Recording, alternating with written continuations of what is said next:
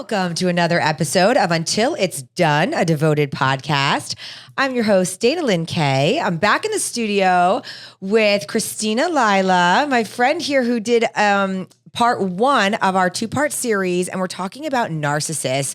And the first episode was so good. It was so educational. Like, I loved it. The two of us are doing this speaking from experience and also trying to just educate other people about something that can be really life-changing and traumatic for people to go through, being in a relationship, whether it's a romantic relationship or a parent or whatever. I just had somebody on my social media say that they had a boss who was a narcissist, and it was like such a traumatic experience working for them. Yes. So look, this is for everybody to listen to, because you never know when you're going to come across one. And so if you haven't listened to episode 1, please do that first. Part 2 is going to be great as well, but they're going to be like kind of a to be continued situation here. So anyway, welcome back, Kristina. Thank you so much for having me. I'm happy to be here. Yeah. So like I said, you've had quite an experience in two different relationships with a narcissist, and you've really educated yourself. And so I don't know, if you want to, we'll pick up where we left off. Sure. So I have definitely had experience with a narcissist. I dated a narcissist in my 20s, for sure, that I didn't realize until much later in my life, long after, even more relationships after him, realized that that's what he was, because I didn't know what a narcissist was in my early 20s when I was dating him. I realized that my personality, I have a very strong, outgoing personality, but I am a very highly sensitive person. I feel things very deeply. Mm-hmm. I've always been that way, even as a child and a kid or a teenager, when girls were out TPing in the neighborhood and being normal teenagers. I was looking at the stars and thinking about life. I've always been that way. So I am a perfect prey for a narcissist. I know that now. And now I have the tools and the knowledge and the experience to protect myself from those kinds of situations moving forward. And I just hope that, the information that I share can be useful and helpful to someone else. I always speak from my experience. Obviously, I'm a woman. I've dated men only. And so that's how I speak sometimes. But I just want to reiterate that this can happen to anyone, any man, any woman can experience this. You can experience in work situations with a boss. Yep. You can experience it with friendships, even girlfriends, You can meet a great friend that turns out to be very narcissistic. So I just want to say that, so that though I speak from my personal experience, it can be applied to anyone in any kind of situation. Oh, yeah. Listen to this with a very open mind, because if you're going through something with someone, and like we said, it doesn't have to be a romantic relationship, all of a sudden a light bulb might go off and you're like, this is why I feel this way. Yes. And this is why I've been feeling so awful. And I need to get off this crazy train. This is because they're out there and they're a boss that works you to death and doesn't respect you. And they're a wolf in sheep's clothes. Yes. Right? Oftentimes, yes. Yeah. And they come across, typically they come across as very fun people, mm-hmm. very high energy people. And that's what attracts somebody that is also an outgoing person or a highly sensitive person to their personality, because they're very charming and they're very attractive and outgoing. Typically that's what, and they do come across as very confident, right? And they make you feel protected and you have that you can trust them, and because they're very self-centered and they're mm-hmm. very arrogant, and everything is really about them. So that's the kind of, you might not know that that's the depth behind the outgoing personality, but that's what it is. That's what it is. Yeah. Yes. So those are some things to look for. 'Cause I know now with my relationship, he's nothing like a narcissist, but I was so scared. He was one of my first dates after coming out of that situation. And I was like, It's traumatizing. Like I'm like looking for red flags. Like, all of a sudden after dealing with a narcissist, you never want that to happen again. So then you're just like, I'm on guard. And then when you deal with somebody new, that's actually just like working from a place of love and niceness. And you're like, it's really sad, but you're like, I don't know. Like, why is he being nice? Yeah. Why are you acting, why are you doing this? And it's like, what's the motive like here? Like, what are you trying to get from me? And then are you going to flip it? And you're waiting for the other, for like the other ball to drop. Like, because with the narcissist, it's like one would come up and then it would come down. And that's why it's really important, and I can't stress this enough, is to like really take the time. If you've really been involved with a narcissist that's like been very traumatizing, or it's lasted a really long time, like take time to yourself. Don't jump into something else. Like really, really heal from that. So you don't carry that pain, that hurt, the distrust into a relationship with somebody new. That's something that like, me personally, I have taken really to heart and really seriously. Like my relationship with the person that I was dealing with ended, and I've been single for 5 years.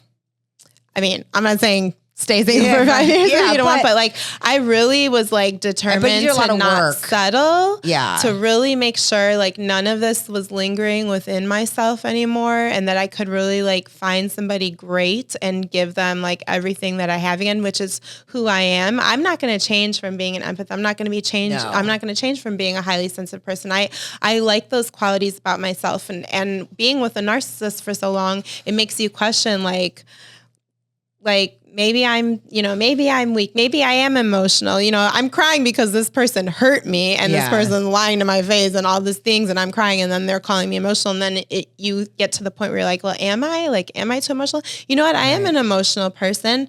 I feel things deeply. And that's like what is so wonderful and great about my personality. And what the right person for me is going to love about me, is going to cherish about me, is going to appreciate about me. So I just think that the healing process looks different for everyone. There's no really like time stamp you can put on it, but really doing the work and making sure you don't carry that into new relationships is important. Nobody deserves, nobody deserves to carry that pain with them forever, and nobody else deserves to get it from you when they don't have anything to do with that. So take your time, learn about yourself, heal yourself, and then, you won't be like waiting around, like what's coming next from this really nice, sweet man that I've met. Like you can enjoy it. You can enjoy his niceness. Exactly. That's what happened with Greg. It was like, I kept thinking like this guy's like too nice. Like he and I kept like waiting for a flag. And that's so sad, isn't it? It's so sad. And here I am like 5 years later, we've been together, and I'm like, he's never dropped a flag yet. I'm like, I'm waiting for this flag. Like, no, I mean, I stopped waiting, but you know what I mean? It's like when you're so used to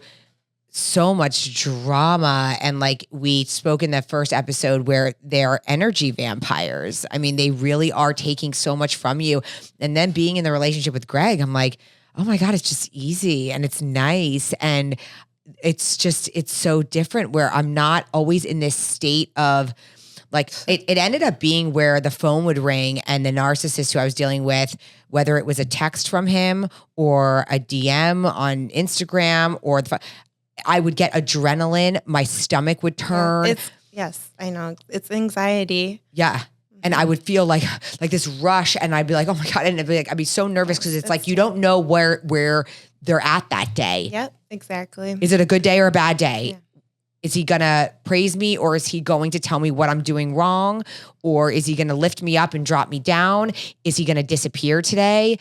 It's a crazy train. It's very difficult. And fortunately for you, you were able to end that situation and move on and meet a great man. Right. But in the circumstance that maybe you have children with the person that you're dealing with that's a narcissist, like it's not that easy, and you always have to speak to them. And so what do people do? Like, I mean, I can say how it ended for my situation and kind of empower somebody that might be in a romantic relationship that does not have any ties. Like I said, my situation was with somebody who I was just dating after my divorce. It was insane, but I had nothing connected to him. And I was able finally, we're in the middle of a conversation one day, and I was like, finally, I just had enough. I couldn't stand it anymore. And I knew what was happening.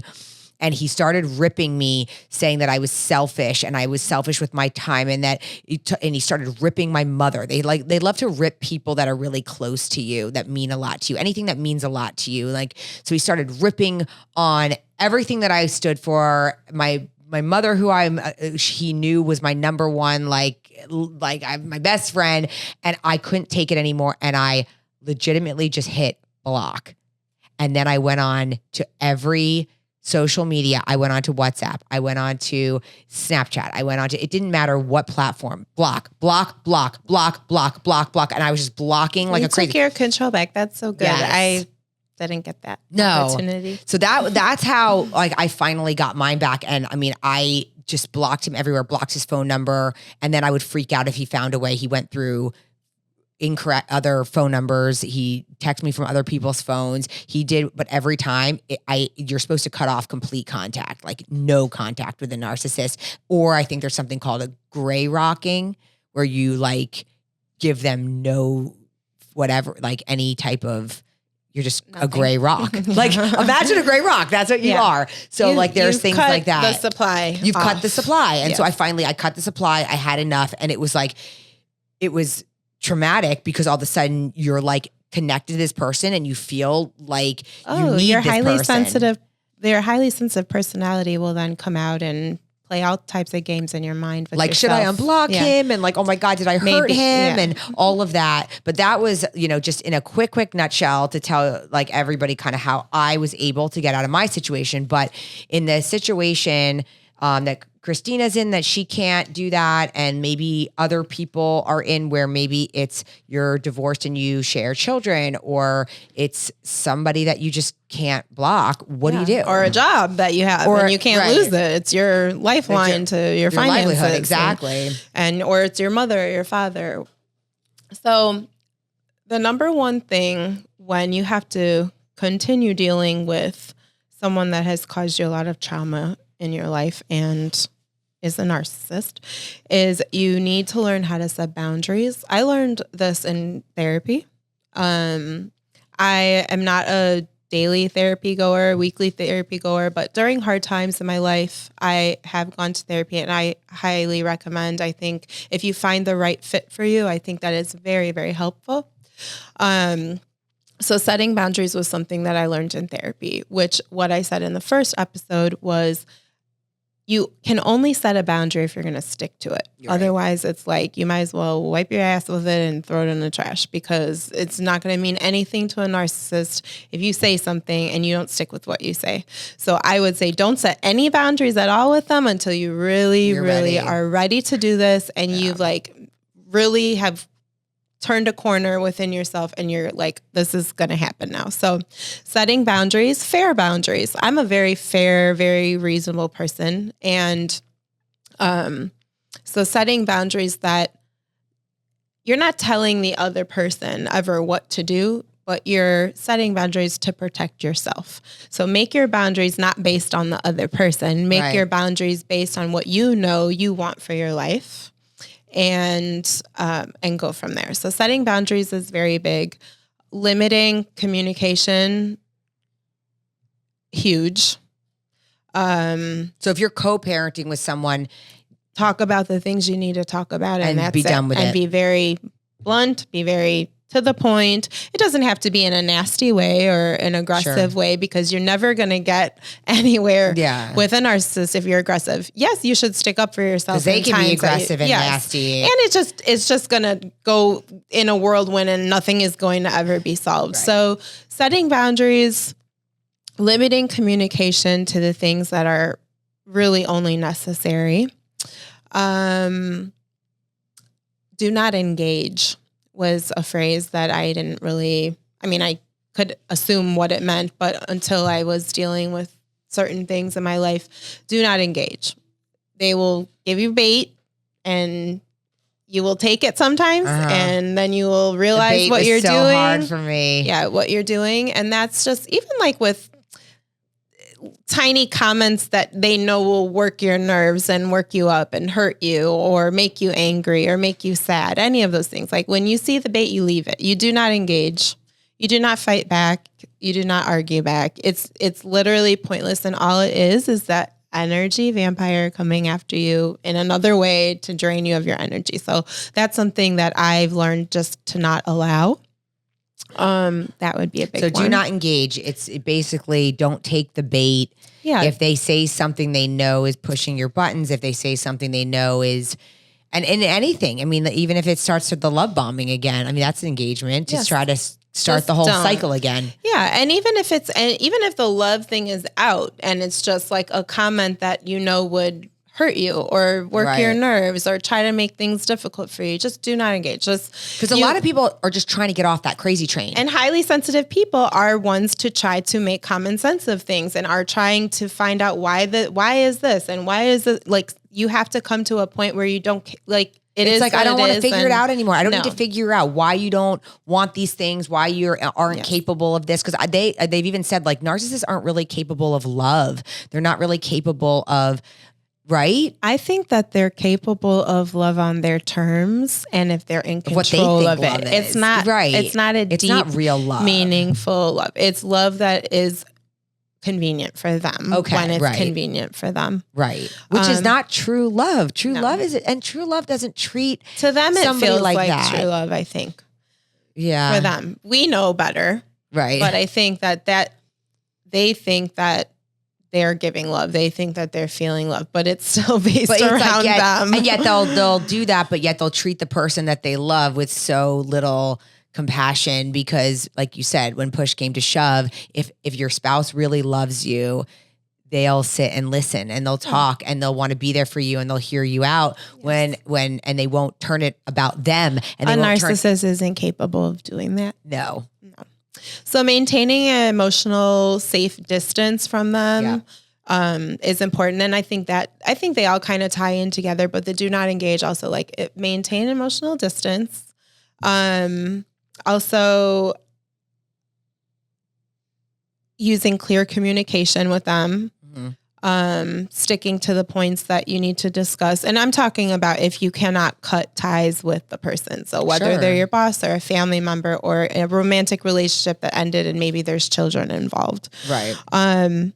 Seeking support of friends and family is great. And that can obviously really uplift your spirit and fill your cup back up and make you feel good and give you like positive energy, but also seeking the support in maybe like a therapist, a counselor, reading books. I mean, I'm going to use that as support too, because I think that reading that was a big part helpful. of my support. Oh yeah. And, self-care and self-love and just like, I think that's super important, especially when you're co-parenting with a narcissist, is like making sure that you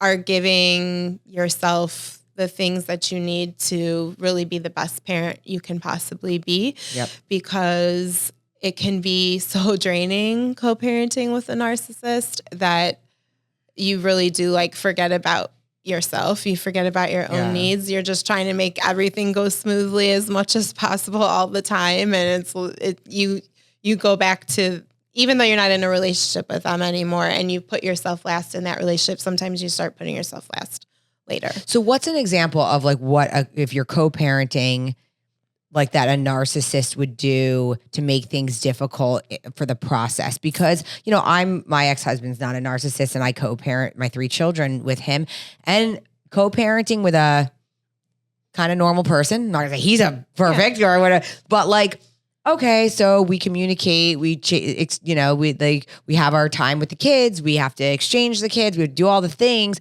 What would a narcissist do to make it like, where you're just like, oh my God, like I can't Well, I highly recommend getting legal paperwork figured out between an ex-husband or ex-wife. Right. If you're dealing with with planning. Have a parenting plan so that you can, again, it limits communication that way. Like everything's written out, you should follow it. But usually a narcissist doesn't follow it. I was going to say, there's still a person who likes to, Yes, exactly.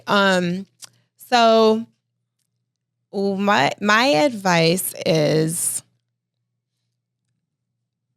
I think for me, when you are parenting, you are going to have to be a bit more flexible with the narcissist than you would like to be. Right. And, but I pick my battles. I guess that's what Okay. what No, I'm that's trying great to say. advice. Yeah. Pick your battles. There's some things that I'm not going to waste my energy on anymore. And like if it doesn't matter, if he's like, hey, I want to keep her for Friday night, or I want the kids for whatever. It's dangerous because you want to stick to your paperwork as much as possible, because you never know. You could go back to court and then you could be like, oh, well, she doesn't stick to the paperwork. They turn things around. Right. So you want to stick to your paperwork, but something like that, like an extra overnight or something like that. Like maybe this day it's just a no from you and that's it. Like don't go back and forth. Do not engage. Do not start the argument. Do not continue the argument. But then there's other times where it's like, is it that big of a deal? Sometimes you have to be a little flexible to save that energy. Whole thing from starting. Right. Cause then it's like, oh, this could turn into something that I don't even have the energy for again, because they'll try to suck it from you. Yeah. It's difficult. I pick my battles. And I always keep my daughter's best interests at heart. And I just work from that. And if it doesn't align with that, then there's no conversation. Does a narcissist know they're a narcissist? Sometimes, yes. Sometimes I don't think so. I'm not a therapist of narcissists, so I probably shouldn't answer that because I don't know. And I think everyone's different. Even the things that you're telling me about your experience, it's very different than my experience. There's a lot of things that are similar, but there's a lot of things that are very different. You can deal with different kinds of narcissists. That's what I was saying. There's like all different levels and with how they, So, I think that I know narcissists that starve attention from their spouse or in their relationship where, like I've dealt with a man that has said, I know I'm a narcissist. I wouldn't be as successful as I am if I wasn't one. Wow. Okay. I don't think that the definition, the real definition of one is like, he thinks like, look, I'm just like, I'm cocky. I'm into myself. Like I got to be like selfish with my decisions and put myself first to make my career or my whatever. But like, that's not really what we're talking about as a narcissist. Right. There are people also who like, they'll be like, oh, this woman's a narcissist because she just cares about herself. She's selfish. She cares about how she looks, whatever. But no, yes, that is it's a narcissistic trait. That doesn't mean that but it's more disorder. Like, are you messing with the mind of the person that you're with or the people that are in your life? And how are you... Yeah, like it goes deeper than just that type of like surface stuff. I think everything goes back. If we're talking about co-parenting, I think everything goes back to having your boundaries and not deterring from those. Right. So I think once I had those in place in different areas of my life, because I've had a very narcissistic boss before, I've had a narcissistic relationship before, I've had to deal with things, with co-parenting things, is I have my boundaries now and I don't back down from those. Yeah. So. And a lot of times, like I've said to people who are like myself or people who are involved with a narcissist, it's like, I consider myself a very reasonable thing. Like I see things the way that they are. I can look at a situation and like, this is why I think I got out of mine so quickly was because it's like, I was like, whoa, like this is not okay. Like I started really kind of seeing things clearly. And you saw it while you were in it. Yeah. That's not really a common thing. No, but it's also because like I wasn't living with him. Yeah. You're very independent. I'm very independent. Kids. And I had other people constantly pointing out like this isn't right. And then I also was like, I wasn't used to somebody like blatantly like bringing me up and pulling me down and bringing me up. And then I am confident. Like I would do a photo shoot. And like, I would be like, damn, I look good. These pictures are amazing. No. This is so fire. And then he would have something negative to say and rain on my parade. But like, I'm not going to lie. Like I would be so confident and be like, are you kidding me? Like, look at what my physique looks like. Like I would be that strong to be like, wow, you're an asshole. Like what kind of person, who am I dealing with? But it was like, he was trying, and he was trying to break me down. But don't forget, I also have a mother who's in my other ear who's like, you are amazing and you are, and this is not okay. And I don't give a shit what he's saying. I think too, the time of life matters and like your situation, because you're very independent. You run a successful business. You're a mother, which I think is also big because everything is for our kids. We're not going to put our kids in a bad situation and things like that. Versus when I was 23 and I met this person and I was really like dependent on them, versus now if I met someone and I wasn't financially dependent on him, which is also why huge. And I'm like thinking like, he's giving me advice on my business. I'm like, you don't even own a business. You have nothing. He'd be cutting me down on what I was doing with my business. And I'm like, wait a second, who's the one who owns a freaking business? Like, who's the one I'm doing something that you're not even doing, and yet you are trying to cut me down. I remember so like even sitting here, because I don't talk about it very much, but like even sitting here, like things that like I remember one time there was like a work meeting going on and I was cooking everyone dinner, and one of the guys that was there for like the meeting was like trying to think of a name of a business, and I'm just cooking, but I know in my mind, I know what the name of the business is. So I was just like, oh, what you're thinking of is this, the name of the business. And I went on to cooking or whatever. And the night ended. I mean, I wasn't part of the business meeting, but I'm cooking for everyone. I'm in the same room as everyone. And I just was trying to be helpful. Right. And so everyone left. And I was told, like, do not talk when men are talking. And then ignored me for like 5 days. Oh my God. And wouldn't talk to me at all because I said that comment. Like they do. They try to really, it's just really bad. I remember so many things, but you're trying to say like, please talk to me. And you're like, why? Like, what did I do? And then it spirals into more. And well, the control is now I'm not going to talk to you. Right. The control to break me down is now you're not going to be able to talk to me. Right. I'm not giving you, because I know he knows that all I want is just, I don't understand. Like, why aren't you talking? I know like are you still upset about that? But the control is now, no, you sit over there and I'm not going to speak to you till I'm ready. Yeah. A relationship could be falling apart. It could be the same thing. I'm going to cut you off and cut communication off, and you have to wait until I say you can. That's all the controlling aspects of it. So that doesn't go away when you have to co-parent with someone. That's still their personality, and it's very, very difficult. And all of the steps that I said are going to be extremely helpful if you find yourself in that position. If it's a work environment, obviously some of those steps are not going to apply, but setting boundaries should always be your number one. Yep. Like you deserve that in any situation that you're in. Let me give you an example of how I was controlled with my own money.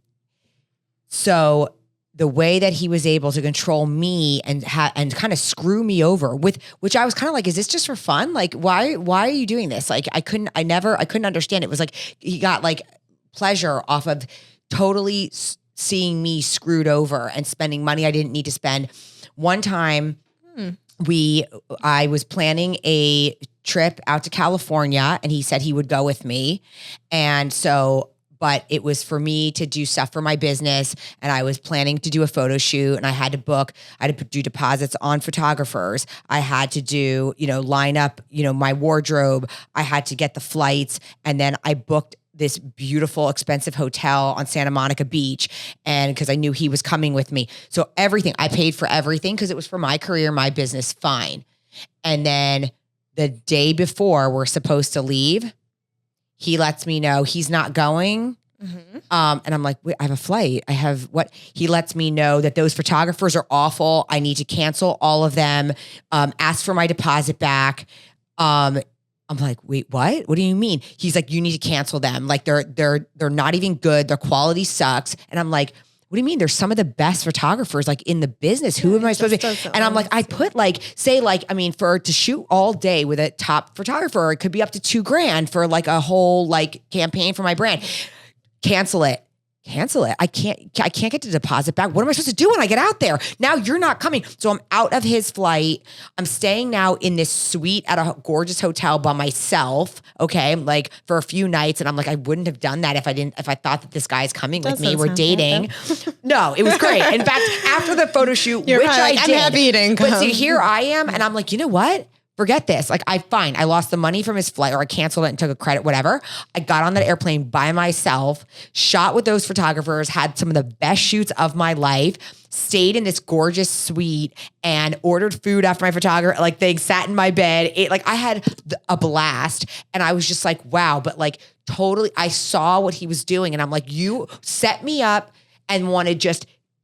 But I think that's great for He was you. like looking for me to fail. Yeah. And because it wasn't the only time. It would take away from his attention. Right. He has to be the one that has all of those things. He would never want that for you.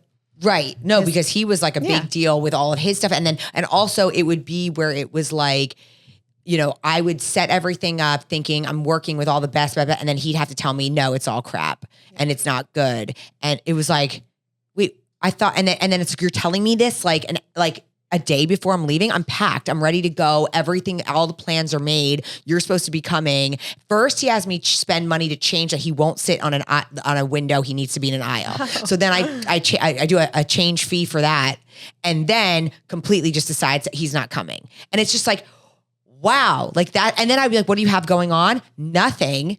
And then when I got out there, he blocked me from his social media to see, because I went on to another account.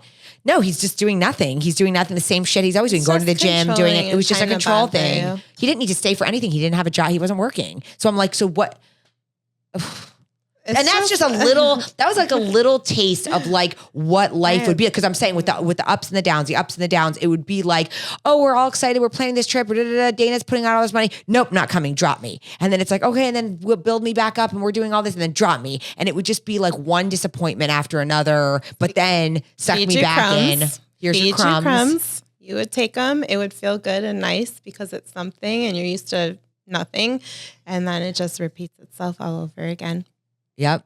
Mm-hmm. And I also, but you were in a place in your life, I think personally that you could see through it and that you put an end to it and a year was enough and you got out of it. But many women are not. I had never, in that like situation. I said, I had never even gotten a taste of what a narcissist was. So when I got, and like I said, I was with somebody who is a textbook extreme. And when I say sociopath, I mean, it's scary. Like I was scared after a while, like, because I would get threats and it would be like, you don't do that to me, like the whole thing.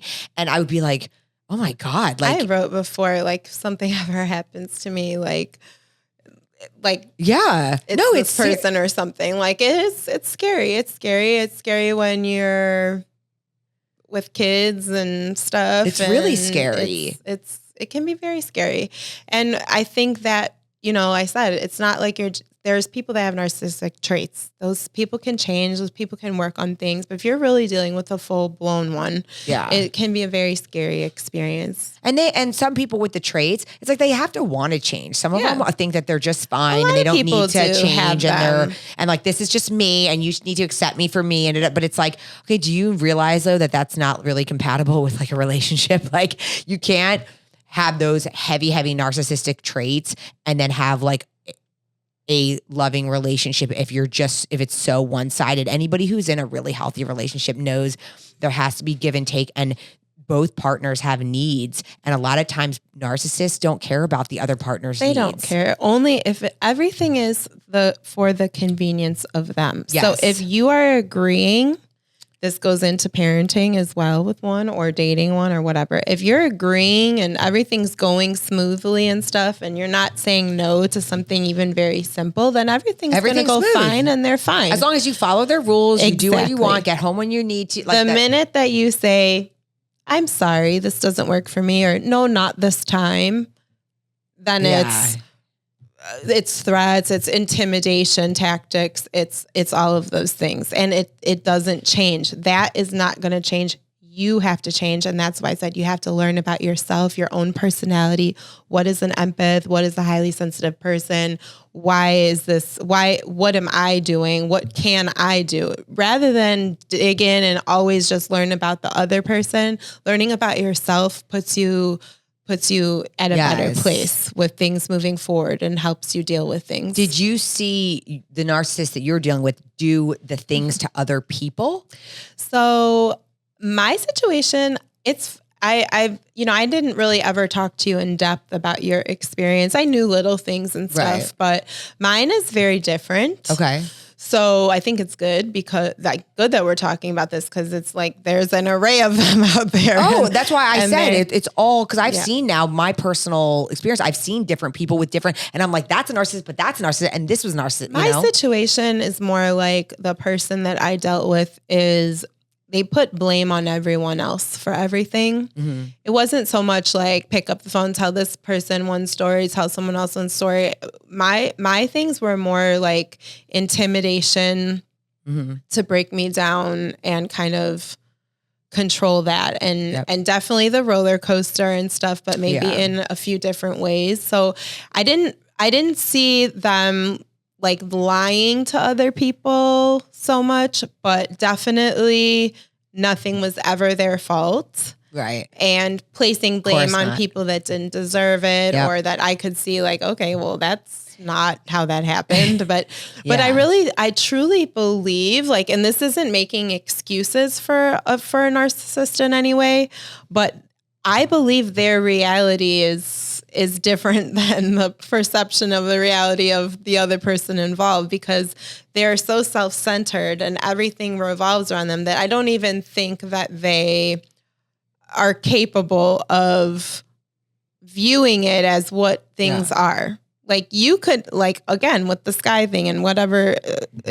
comparison that you use, like you could have dates, written down. You could have pictures of text messages written down of something they said in the day, and they could literally be like, no. You could be like, but it's right here. I have it. Exactly. What do you mean no? And they, explain it back to you. I just don't think that they have like the mental capacity and the capability of viewing things outside of what is the reality to them. Yeah.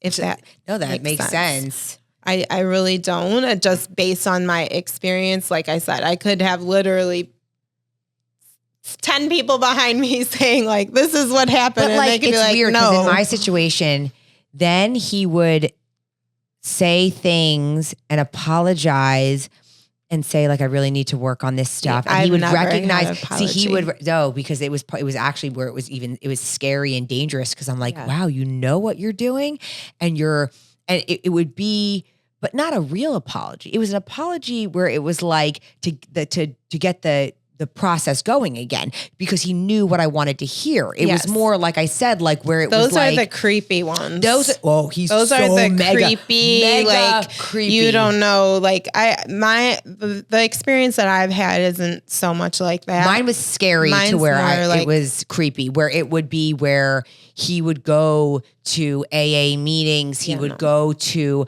work with, go to church, bring religion into it. Like the whole thing where I'm like, wow. And then like really say like, I need to get closer to God to be able to, and I'm like, you want nothing to do with God. Like stop that. But he's like a sociopath. Like I was going to say, that sounds like he's a narcissist, but also like a true sociopath. True. Which Mine is like scary. A little bit different than just being a narcissist. Oh, no. Mine was like another level where I was like, this is scary. And it was where he would say things that I was like, okay, you're playing this card because you are trying to like use these things to get back in good graces to just do more damage and harder damage. And like, I'm telling you, it was my situation. I think scary. Yours. So there are two kinds of narcissists, which I said, which is one comes from like a trauma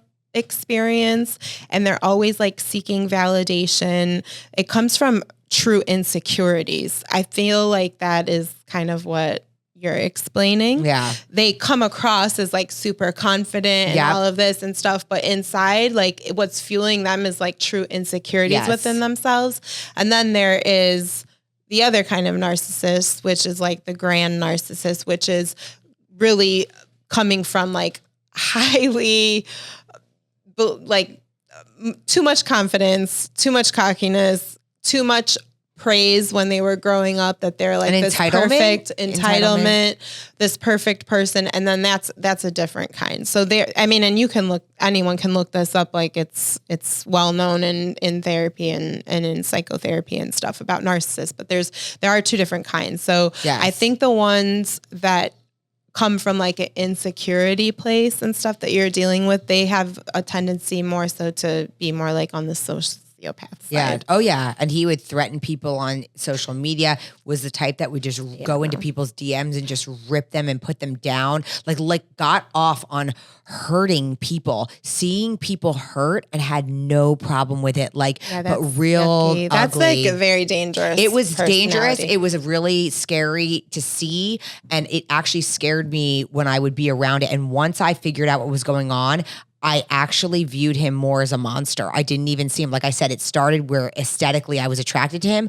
Then I would see him or a picture of him, and it would get feelings in me where I would shake like a leaf. And I was like, because I would think of him like, you're a monster inside. Like what you're capable of is scary. I was going to tell you, and I, like I said, I've dated a couple of guys that are very like narcissistic and stuff. And, but that feeling that you have, like, I wanted to come back around to that some because I don't have anxiety. Yeah. Like, my sister has anxiety, or my mom's had anxiety in her. Like I've never had it since him. I have no reason. Yeah. And he's the one who did it. I've never like knew what that feeling was like or anything until I dated a narcissist.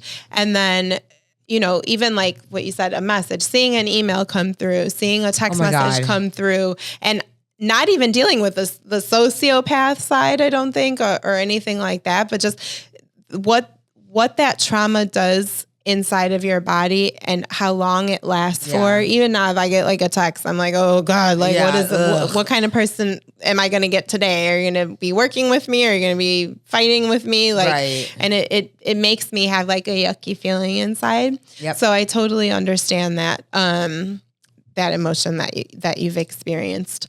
I think that with dealing with them, setting your boundaries, letting go, allowing yourself to like let that go and really separate when you have to continue dealing with them, really separating like what needs to be discussed and what doesn't. Like you're blessed to never have to talk to that person again. Like I can't even tell you, but what you dealt with, I think, is even worse than just a narcissist from what I'm getting from you today. Yeah. No, it was really evil. It was really scary and evil. And I can't even, I couldn't believe I even got out of it and dealt with what I did. But You're lucky he didn't men like that can take money from you, steal from you. Oh, he took $10,000 from me. He did awful things. If I told like all the stuff that really happened, I was in, he took a lot from me and it was very scary. But like I said, I recognized things and it was like, whoa. And as soon as I did, and as soon as I had some friends point some things out, and I'm not the type to say like, no, mind your business. Like, no, I was like, I'll listen, I'll take advice. And as soon as I like started to Google and go down that road, I was like, oh my God, that's what's happening. Like, and I was so glad that finally people started seeing it and pointed it out to me, because it became blatantly obvious even on my social media, with the style of my posting changed, the style of how I was looking changed, everything I was doing, because he was controlling me. And they're like, this isn't Dana anymore. Like, who is this? And it was because they were like, there's like a puppet master behind Dana. Yeah. And that's what was happening. And so luckily it was like a year, and I went back, I deleted all the photos that he made me post, the things that I was like, this is inappropriate. I'm a mother. Like, what is going on? Like, why am I allowing somebody to tell me I'm not going to be successful unless I show my butt and I show my boobs and I'm like, whoa, like, you know what I mean? Like, I'm like, he just wanted to tear down my image, which obviously would then tear down my career, which then caused people to look at me different. And it was like, that is not me. it wasn't me. And people reached out and they're like, Dana, like, why are you posting this stuff? And I'm like, but meanwhile, if I didn't, I would hear it on the back end from him so hard that I'm ruining my career. Just do it. Do you want to be successful? Do you want to be viral? Do you want people to I'm sick of him and I don't even know him. Like, ask Jess. Jess was like, yo, get out of it. Like, it was a mess. And so it was a year of hell. And I was going through that while I was going through the battle with my business partners and my divorce.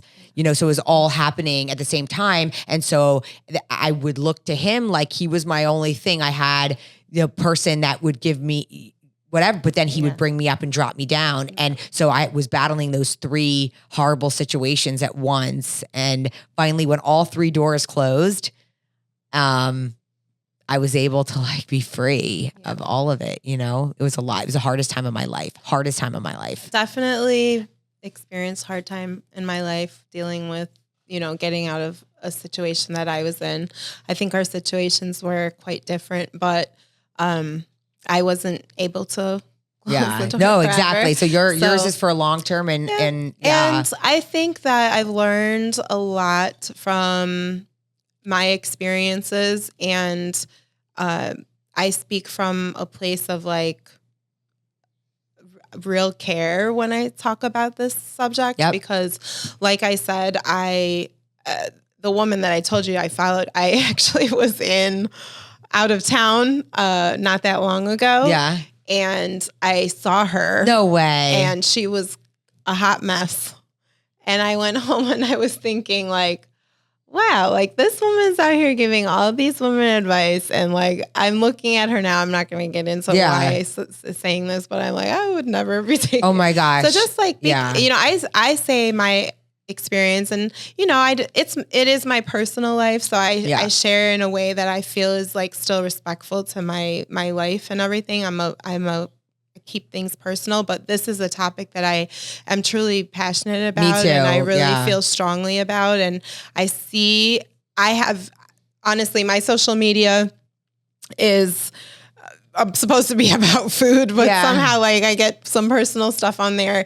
And I've had so many women follow me since I was pregnant with my daughter when I created my page. And I've had women that follow me all these years. My daughter is 10 now.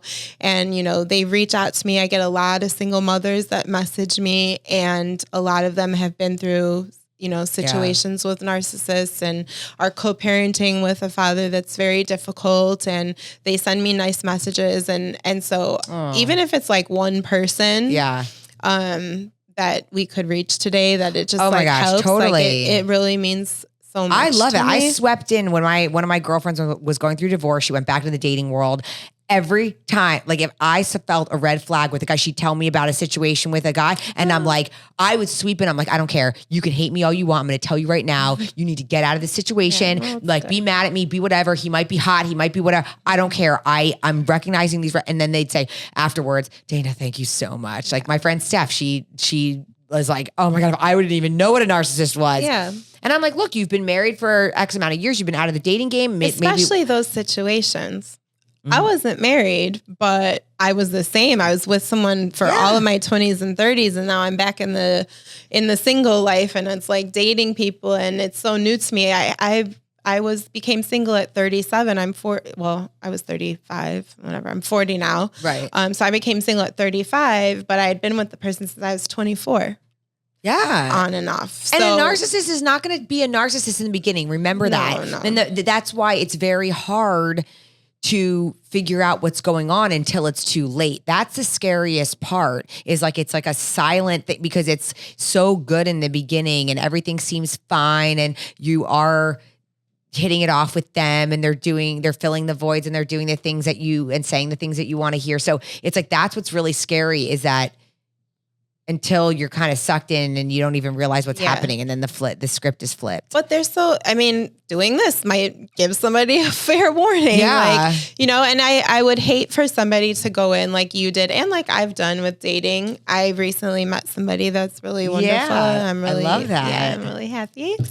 But I got the love bug, but like I said, I was single for 5 years, and I would hate for anybody to, get out of a situation like that, then get into one and like hold those feelings against someone else, or always be like, you deserve happiness, and happiness is out there, and it's hard. Dating is really, I watched that podcast when you're talking about dating. I was like, I should have been on this podcast, because I've been dating for 5 years. And let me tell you, I am from Chicago, Illinois. I am not from South Florida. South Florida is a different beast. Oh, yeah. It's been very interesting. I could write a book just on my dating experiences from. Well, we'll do another podcast on that. From being ghosted to being, to find out somebody's homeless. It's just like a long list of things. Oh my God. All right. We'll do another podcast on that, because that sounds like it's the adventures of Kristina.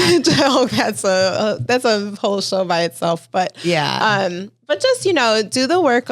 If you do the work, like, I want people to know, coming from like such a traumatizing experience, that focus on yourself, do the work, heal, educate yourself, like you said, so you notice that in the future, but don't let it be like this cloud that lingers with you forever. I think people, especially like me, that have been in long-term relationships for so long with somebody, you go out and you become single, you go out into the single world, and you're just like you almost come to say like, that was my relationship, and like I'm going to raise my daughter, and like there's just like not going to be another, like there's not going to be anything out here for me. They have like this kind of cloud about dating and about love and stuff, because you've been through so much.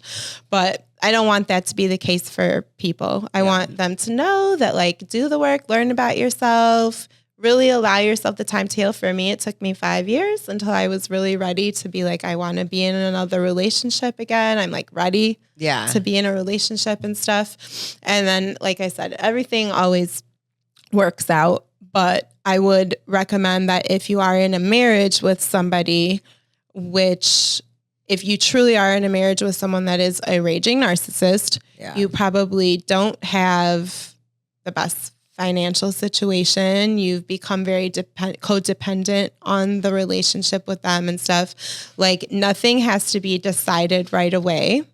Like, take your time, figure some things out, and you'll make your move when it's ready for you.